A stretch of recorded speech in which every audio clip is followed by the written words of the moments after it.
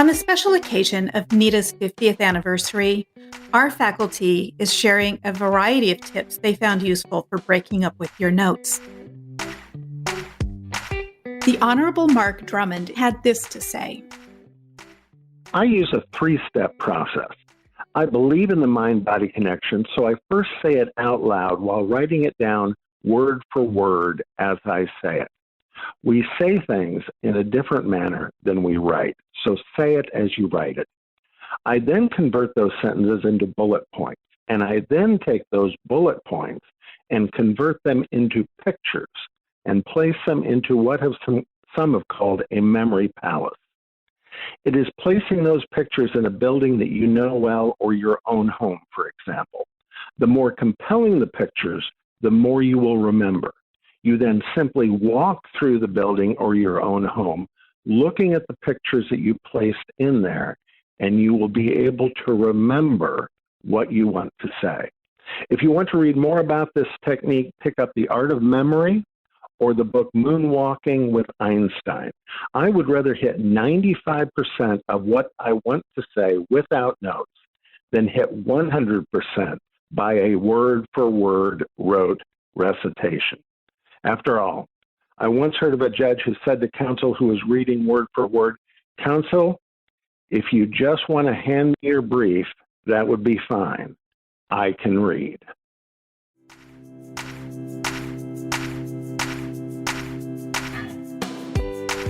This tip comes from Dan Rubinowitz. He is with Murphy & King in Boston.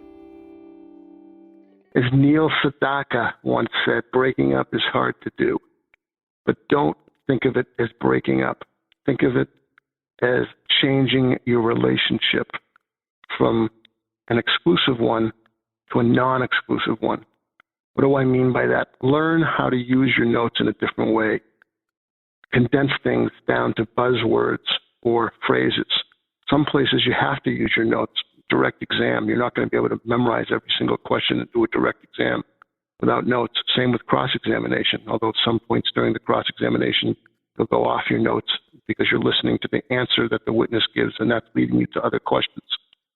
But when you want to give a closing argument, for example, and not use your notes at all and never have to look down, I recommend the following. Number one, condense what you want to say onto a one-page outline by limiting what's written to those buzzwords or those phrases that you could glance at if you needed to, and you would be able to recall what you wanted to say about that subject that is condensed into that buzzword or that phrase. And then you just practice it out loud as many times as necessary to your spouse, to your siblings, to your friends, to anybody, or to yourself. But as many times as necessary, practice it out loud until you feel comfortable saying it without looking down and without looking at your notes. And always, always, always make eye contact with who you're talking to, whether it's the judge or a jury. Look people in the eye and persuade.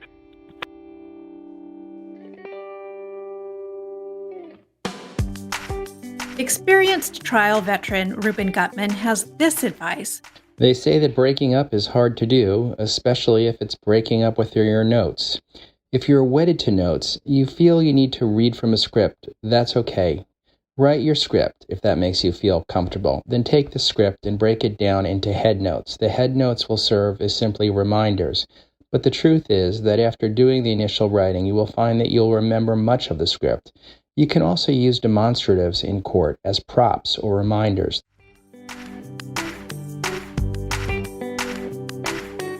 J.C. Lohr is an award-winning Rutgers law professor and Reuben Gutman's writing buddy on pretrial advocacy. Here's what he says about breaking up with your notes. So how do you break up with your notes as a trial lawyer? Well, the most important thing is to get rid of the idea that you have to be perfect or that you have to say things perfectly. Be confident that it's more important for you to connect to the jury and to the judge, those people that you're trying to persuade, and to connect with them by maintaining eye contact with them. Be confident that your interest in what the witness is saying demonstrated by you maintaining eye contact with them is way more important than you being buried in your notes. You see, getting rid of your notes and making eye contact and staying connected with the judge, with the jury, and with the witness shows that you care about them, and that makes you more persuasive as a trial lawyer.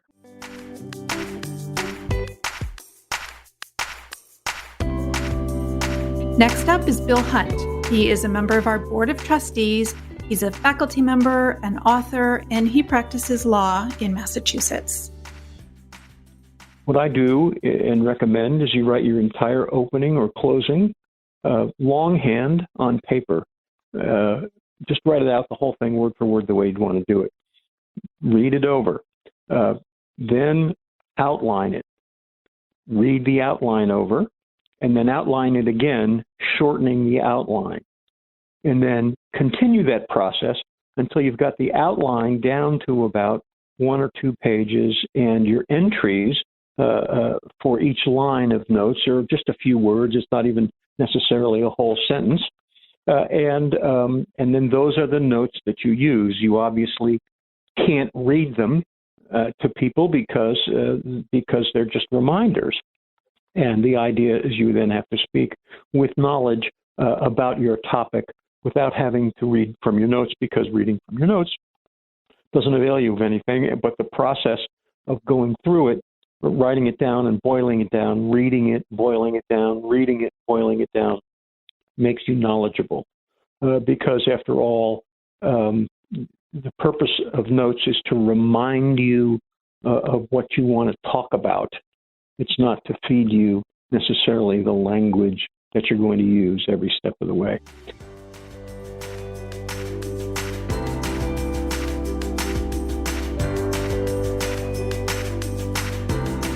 David Mann is based in Minnesota and is a communication specialist in his teachings for NITA.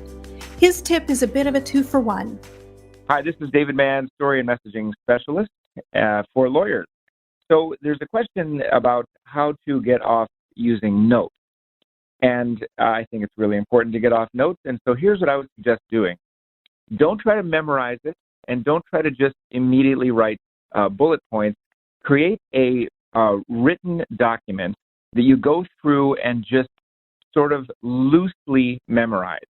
So you look at one paragraph, you say it out loud, you say it out loud again, say it out loud again, like looking right at it, and then you try to repeat it in your own words, and then write down a bullet point for what you repeated. Then do that for paragraph 2, paragraph 3, and so forth all the way through. And before you know it, you've created a bullet point list, and you've also practiced saying it out loud.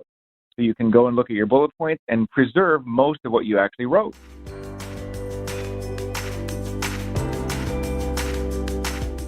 Hi, this is Jamie Cassidy, and the best advice I have for breaking up with your notes during trial is to remember you're telling a story. You're telling your client's story, and the story has been living in your head for several months, more likely than not.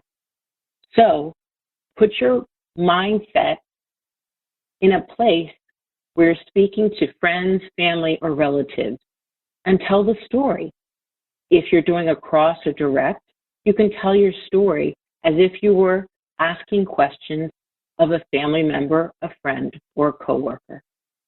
Remember, your story is compelling, and it's been living in your head for months. Ciao. This tip comes from Trustee Joe Loveland. First, I take my notes and I move from the more general to the more specific. That is, I start with an outline, and then I reduce that to just a few bullet points. Having done that, I'm able to remember much of the detail that was in the outline by reference to the bullet points. Secondly, I try and make my key points the jury's key points. In other words, through a graph or a chart or a PowerPoint slide, just one, I try and make those key bullet points something the jury will remember. By doing that, I have an outline that is going to be usable during the presentation, will be remembered by the jury, and hopefully will craft a result in the case. Thank you very much.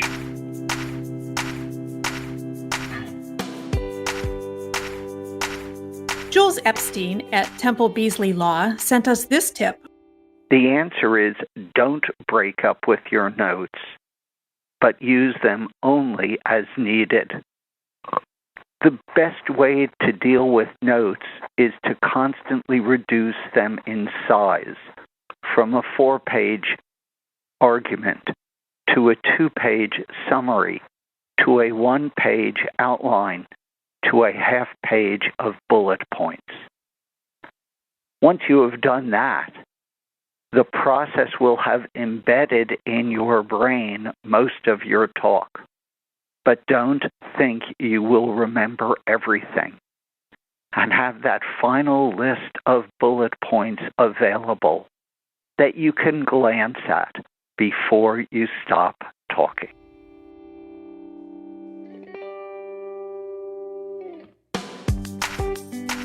This is Judge Richard Marcus, NITA's last surviving co-founder. I hereby overrule anyone's objection to using notes. Notes are good, not bad. They show the judge and the jury that the lawyer is prepared with an organized plan to cover the territory clearly, carefully, and completely. But notes are not a script which ties the lawyer's eyes and attention to paper sheets. The judge and the jury listen and believe more if you and they look at each other. A script denies spontaneity that conveys sincerity and confidence. So what are notes if they're in script? They're a list of key words or short phrases that remind you what you want to cover in the order you want to cover it. Notes show reliability, so you don't need to hide them. Let them be fully visible, but don't wave them around with your hand gestures.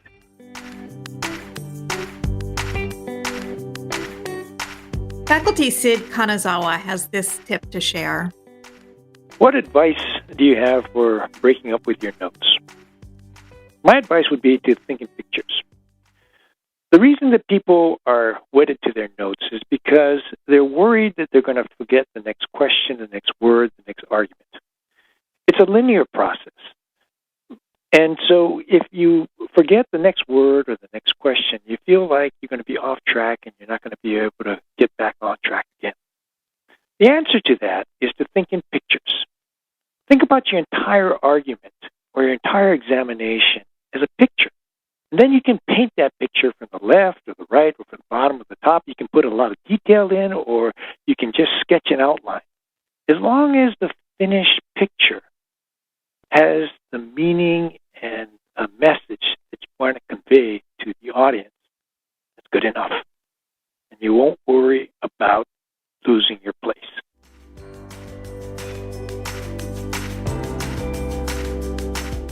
Here's something special from a past executive director here at NITA, Karen Lockwood.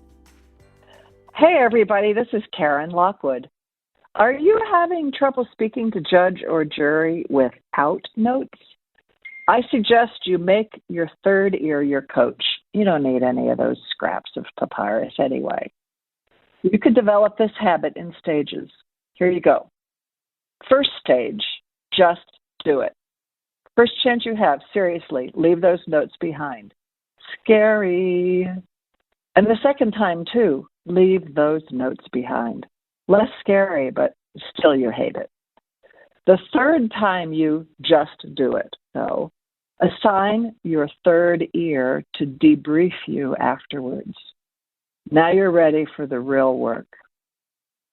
Second stage. Pay attention as soon as you sit down to what your third ear noticed, both problems and genius moves. Problems like useless words, too complicated, vague labels, sounds like an office memo, hedging your true meaning, burying the lead, foggy ending.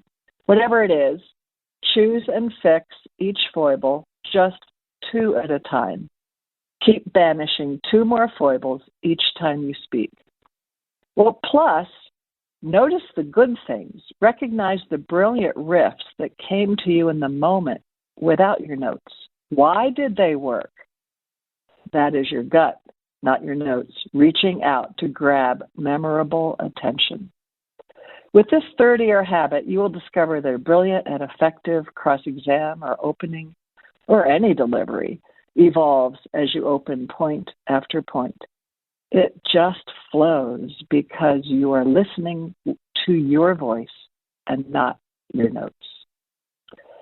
Third stage, join your audience while you are performing and stay aware of how long to spend on a point.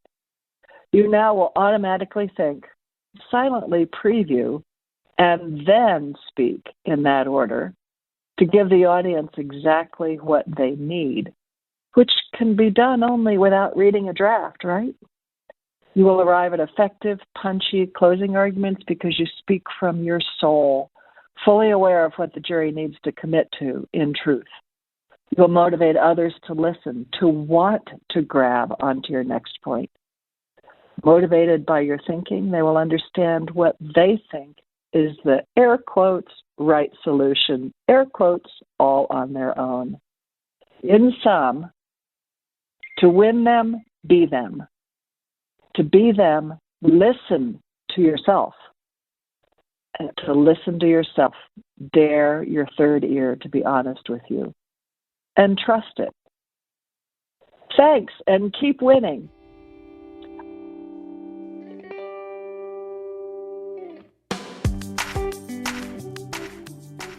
Hi, this is Surya from Puerto Rico with some tips on how to break up from your notes. I suggest that you first divide your interrogation into the topics or areas that you want to cover. Second, when you are interrogating the witness, listen to their answers and follow up on those answers until you exhaust that avenue of questioning. You don't need your notes to focus on a witness answer and connect it with a follow-up question. When done with that topic, move on to the next topic with a headline. Very important, practice your questioning of your witnesses beforehand. Good luck.